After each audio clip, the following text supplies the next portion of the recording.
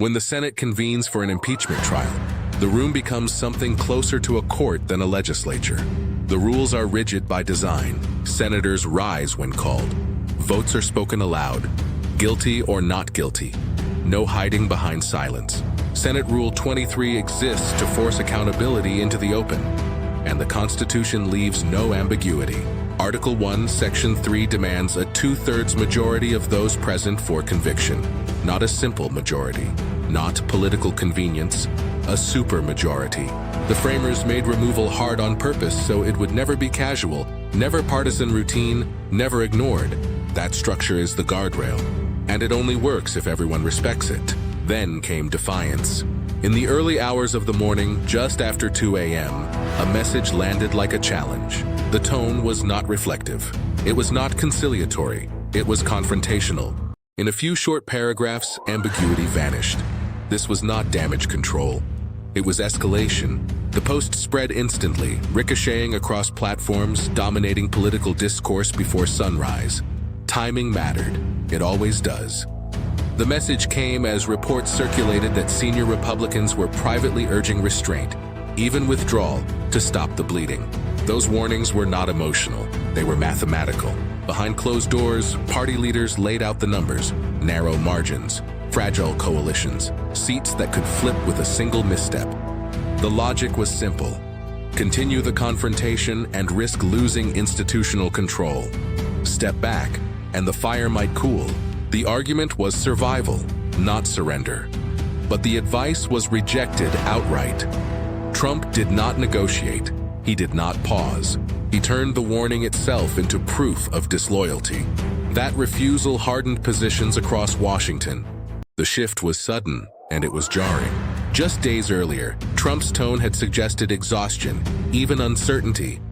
Observers noted a brief moment where restraint seemed possible. That moment evaporated.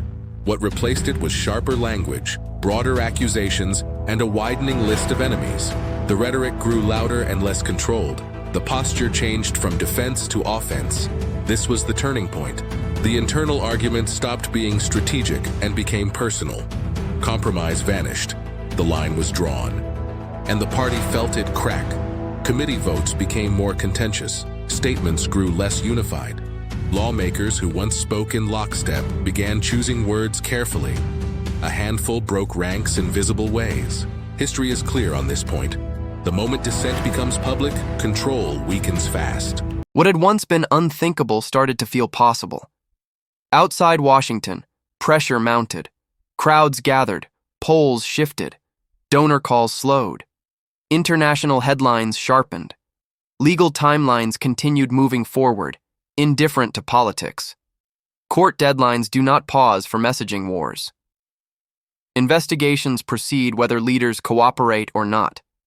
Each development fed the next. Public reaction amplified legal risk. Legal risk intensified political fear. Markets reacted to uncertainty. Allies watched closely. Adversaries paid attention. This was no longer a contained dispute. It was a collision of forces all converging at once. That collision narrowed the endgame. There are only so many exits in a constitutional crisis. Voluntary withdrawal, formal removal through established processes, electoral consequences, or emergency measures designed for moments when normal order breaks down. None are clean. None restore stability overnight. Each path carries its own damage. The thresholds are known. The votes are counted. The math is unforgiving. And everyone involved understands that choosing one outcome does not end the story.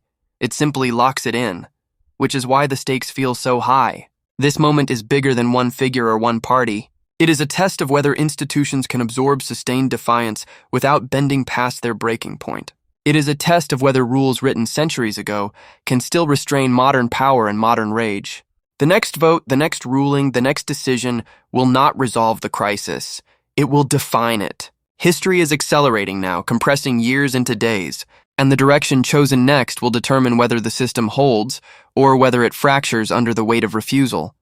What comes next will not be quiet. It will be decisive.